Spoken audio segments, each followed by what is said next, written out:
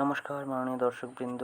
আজ 7ই জুলাই 2023। আজকে market situation দেখতে আসা। আজ শুক্রবার, সপ্তাহের শেষ ট্রেডিং ডে। তো প্রথমে চলে যাচ্ছি আমরা ইউএস উইক্সের চার্টে। ইউএস উইক্সের ডেইলি চার্টটি আমরা দেখে নির্ধারণ করার চেষ্টা করব যে উইক্সে কীরকম। দেখুন, উইক্সে কিন্তু একটি অস্বাভাবিক ক্যান্ডেল ক্রিয়েট হয়েছিল। কোথায় লেভেল ছিল আপনার দেখে নিন, 14 থেকে একদিনের মধ্যেই পৌঁছে যায় 17 পর্যন্ত, অর্থাৎ কত 20%-এর উপরে গেইন দেখায়। তো সেখানে আমরা এই মুহূর্তে ট্রেড করছে 16.2। এই লেভেল থেকে বুঝতে পারছি যে ভলাটিলিটি ইনক্রিজ হওয়া শুরু করে দেবে।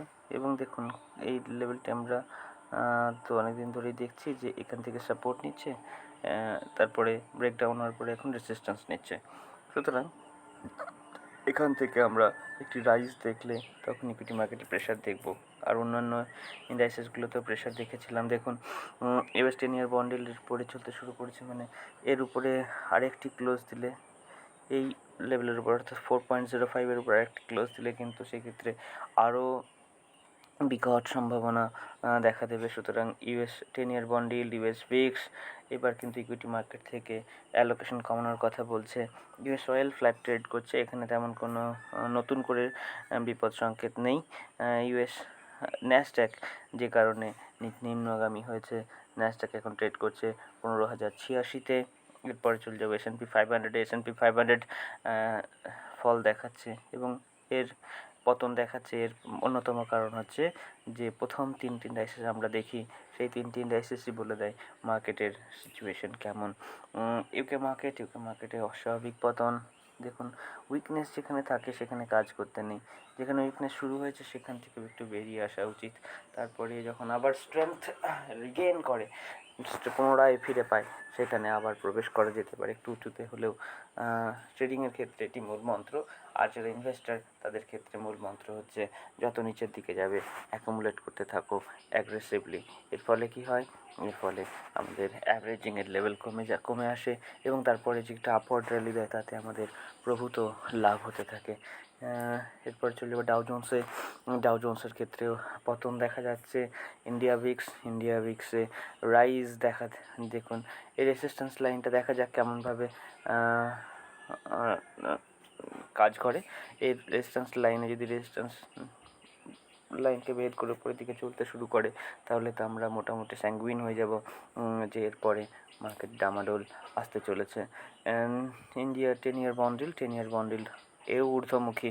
দেখুন, যত রকমের সংকেত, এবার যদি আমরা এতগুলো সংকেত দেখেও সতর্ক না হই তাহলে কি বলবো। শুধু একটি চার্ট তো নয়, প্রত্যেকটি চার্ট নির্দেশ করছে যে মার্কেটে কিন্তু উইকনেস সম্ভাব্য। তো মার্কেট এরপরে যদি তবুও ডেড ক্যাট বাউন্স দেখায়, ডেড ক্যাট বাউন্স ঠিক নয়, তবুও একটা লাস্ট র্যালি দেখায়, সেক্ষেত্রে আমরা তবুও না বের হই, তাহলে কিন্তু পরবর্তী সময়ের জন্য প্রস্তুত থাকা উচিত। অন্তত পোর্টফোলিও হেজ করা উচিত এই মুহূর্তে। গিফট নিফটি উপরের দিকে ট্রেড করছে, ভলাটিলিটি সহ উপরের দিকে ট্রেড করছে, এটি মাথায় রাখতে হবে। এরপরে চলে যাব ডলার ইন্ডেক্সে রেঞ্জ বাউন্ড ট্রেডিং চলছে। এখানে 102 থেকে 103-এর মধ্যে ট্রেড করছে। আপনার ধরে নিন 102 থেকে 3-এর মধ্যে ট্রেড করছে এই সময় থেকে, অর্থাৎ 23শে জুন থেকে মোটামুটি দিন 15 এখানে ট্রেড করছে। ইউএসডি আইএনআরে অস্বাভাবিক উত্থান, কি বলবেন বলুন। এবার ইউএসডি আইএনআরে এইরকম অস্বাভাবিক উত্থান দেখার পরেও যদি আমরা সতর্ক না হই তাহলে তো একটু বিপদ আমাদের জন্য অপেক্ষা করেই। তো সাবধান হওয়ার কিন্তু সমস্ত সংকেত চার্ট এর সমন্বয় দেখাচ্ছে। ইউরো ইউএসডিতে তেমন উত্থান নেই বা পতনও নেই, উত্থান পতনের সেভাবে কোনো রকমই কিছু নেই। USD dollar index range bound আছে। দেখুন ডলার ইন্ডেক্স রেঞ্জ বাউন্ড আছে, অথচ ইউএসডি আইএনআরে মারাত্মক উত্থান। এর সোজা অর্থ হলো ইন্ডিয়ান ইকুইটি মার্কেট থেকে পলায়ন চলছে এবং ইউএসডির অর্থাৎ ডলারের মারাত্মক চাহিদা ইন্ডিয়ান কারেন্সির তুলনায়। অর্থাৎ যখন ফরেন পোর্টফোলিও ইনভেস্টররা বেরিয়ে যাওয়ার ব্যাপারে ভাবছে বা এফপিআইরা, তখন আমাদের কিন্তু তাদের একটু অনুসরণ করাই ভালো। ইউরো ইউএসডি তো বললাম। বাল্টিক ড্রাই ইন্ডেক্সে চলে যাবো। বাল্টিক ড্রাই ইন্ডেক্স নিম্নমুখী। এই ইন্ডেক্সটি তো লিডিং ইন্ডিকেটর, এর কথা যদি আমরা না শুনি কী করে হবে? আমাদের কিন্তু বেয়ারিশ সেন্টিমেন্ট মার্কেটে প্রবল আছে। এবার আমাদের সিদ্ধান্ত আমাদের কাছে, আমরা ইন দ্য মানি পুট দিয়ে পুট কেনার মাধ্যমে কিন্তু আমরা আমাদের পোর্টফোলিওকে হেজ করতে পারি, যদি পোর্টফোলিও সাইজ অনেক বড় হয়। বিটকয়েনে পতন দেখা যাচ্ছে। সুতরাং বিটকয়েন যে ফ্ল্যাগ অ্যান্ড পোল প্যাটার্নের একটি ব্রেকআউট দিয়েছিল, সে ব্রেকআউট কনফার্ম করতে পারেনি, নিচের দিকে চলতে শুরু করেছে। এবার আমাদের ট্রেড হবে নিম্নমুখী। যদি এই লেভেলের নিচেও আর একটি ক্লোজ আসতে চলেছে,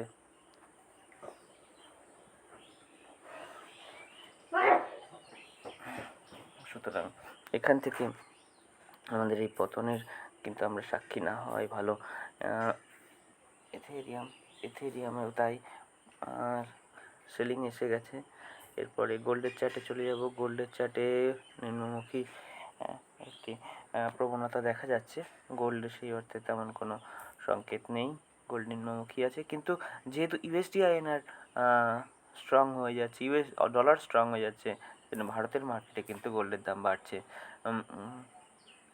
ব্যাঙ্ক নিফটিতে একটি উপরের রেঞ্জে কনসলিডেশন চলছে, কিন্তু যে কোনো মুহূর্তে সেলিং প্রেশার আসতেই পারে এবং সেক্ষেত্রে 44,342 এই লেভেল পর্যন্ত মার্কেট নামতেই পারে। ফিননিফটির ক্ষেত্রে ফিননিফটি উপরের লেভেলে কনসলিডেশন দেখাচ্ছে, 20,400 এই লেভেলে মার্কেট প্রেশার ফেস করছে। এখান থেকে একটু সেল অফ এলে কিন্তু মার্কেট 19,640 এই পর্যন্ত নামতে পারে। নিফটির ক্ষেত্রে বলবো, নিফটিও একটি লাইফ টাইম একটি ক্লোজ দিয়েছে, লাইফ টাইম হাই ক্লোজ দিয়েছে। 19,500 এই লেভেল হচ্ছে এখন পর্যন্ত অ্যাচিভ করা শ্রেষ্ঠ লেভেল নিফটির জন্য। তো দেখা যাক, এত প্রেশার গ্লোবাল মার্কেটে দেখতে পাচ্ছি, এরপরেও নিফটি কোন দিকে তার প্রবণতা দেখায়। তো আজকের মতন ডেলি মার্কেট এই পর্যন্তই। এরপরে ইন্টারডে মার্কেটগুলো অ্যানালাইজ করে তারপরে আজকের মতন আপনাদের কাছ থেকে মর্নিংয়ের ট্রেডের অ্যানালিসিসটা সমাপ্ত করব। যাই হোক, ট্রেন্ড লাইন অনুযায়ী দেখব যে ট্রেন্ড লাইন এখান থেকে বাই অন ডিপস চলছিল। এরপরে এই ট্রেন্ড লাইনে যদি ভঙ্গ হয়ে নিচের দিকে আসা শুরু করে, সেক্ষেত্রে আমরা বেয়ারিশ পজিশনে শিফট করে যাব। ফিননিফটির ক্ষেত্রে ফিননিফটিতে রেঞ্জ বাউন্ড ট্রেডিং চলছে, range bound to mild bullish trend চলছে। তো এক্ষেত্রে এই ট্রেন্ড লাইন ভঙ্গ হলে এই ট্রেন্ড লাইনকে রেসিস্ট্যান্স মেনে আমরা ট্রেড নেব। তার আগে পর্যন্ত চার্ট যা বলবে, চার্ট সুপ্রিম, এই কথা ভেবে আমরা কাজ করে যাব। ব্যাঙ্ক নিফটির ক্ষেত্রে আমরা এইভাবে ট্রেড নেব। এই ট্রেন্ড লাইন যতক্ষণ অক্ষত আছে, বাই অন ডিপস, এই ট্রেন্ড লাইন সমাপ্ত হয়ে গেলে সেল অন রাইজ করব। তাহলে এই পর্যন্ত আজকে আমাদের অ্যানালিসিস থাকলো। দেখা হচ্ছে পরবর্তী সময়। আরেকটি ইন্ডেক্স আজকে রয়েছে, তার এক্সপায়ারি, সেটিকে আমরা একটুখানি একবারের জন্য অ্যাড করে নিচ্ছি। তারপরে আপনাদের কাছে সেইটিরও অ্যানালাইজ করে, এটি হচ্ছে